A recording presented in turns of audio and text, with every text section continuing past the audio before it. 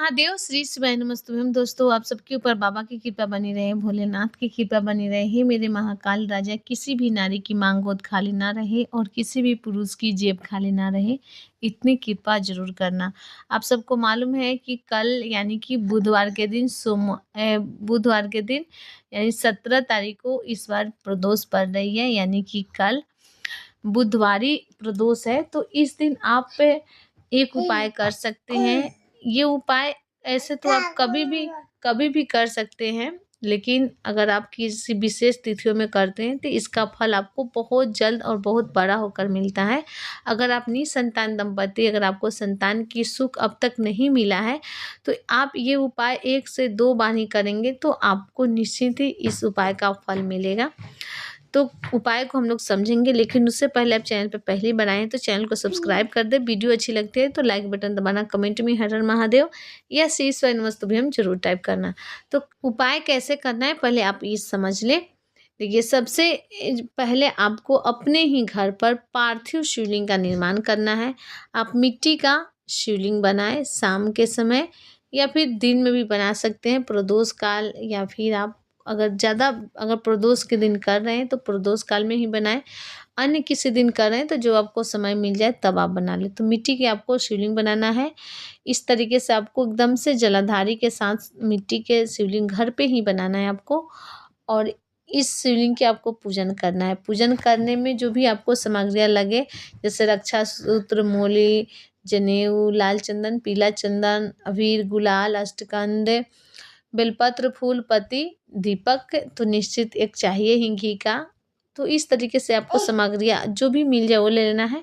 जो हम और आगे सामग्रियाँ बता रहे हैं उसे आपको ले लेना है। तो इस उपाय को करने के लिए सबसे पहले आपको 3 दूर्वा चाहिए, 3 चावल के दाने चाहिए, 3 बेलपत्र चाहिए और 3 लोटा आपको जल चाहिए। तो ये आपको निश्चित ही 3-3 सामानें रखनी है, 3 बेलपत्र, 3 दूर्वा, 3 चावल के दाने और 3 लोटा जल। इस तरीके से आपको ले लेना है, और बाकी जो भी इसके अलावा और भी कोई सामान आपको मिले वो आपको रख लेना है। तो सबसे पहले क्या करना है कि आप यहाँ पे देख रहे हैं जो अशोक सुंदरी का स्थान है, गणेश जी का स्थान है और जो कार्तिकेय जी का स्थान है, यहाँ पे आपको सबसे पहले चावल के दाने समर्पित करने हैं। उसके बाद यहीं पे 3 दूर्वा आपको समर्पित करना है। सबसे पहले गणेश जी, कार्तिकेय जी और अशोक सुंदरी पर 3 दूर्वा, 3 चावल के दाने समर्पित करने हैं और 3 बेलपत्र आपको यहाँ पे समर्पित करने हैं माता के हस्त कमल पर, ठीक जलाधारी के पीछे आपको यही इसी जगह पर समर्पित करना है 3 बेलपत्र, ठीक है।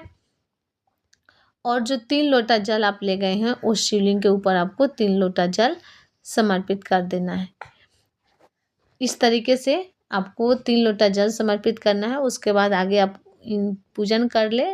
रक्षा सूत्र, मोली, चंदन, अबीर, गुलाल, चावल के दाने, अक्षत, फूल, पत्ती, बेलपत्र, धतूरे, भस्म, इस तरीके के जो भी आपको सामग्रियाँ मिले वो सब समर्पित करके पूजन करें, लेकिन ये सामानें आपको जरूर समर्पित करनी है। उसके बाद आरती करें, उससे बाबा से क्षमा याचना मांगे कि हे भोलेनाथ, हमसे किसी भी प्रकार की गलती हो गई हो आपकी इस पूजन में तो आप हमें क्षमा करना, मेरी पूजन को स्वीकार कर मुझ पर कृपा करना। इस तरीके से आपको बोलना है। और आगे हम आपको बता दें कि 2-4 चावल के दाने छींटकर इसका उत्तर दिशा की तरफ हल्का झुका दीजिए, फिर बाद में इसे आप कहीं पे भी विसर्जन कर दीजिए। तो इस तरह से आपको ये उपाय करना है।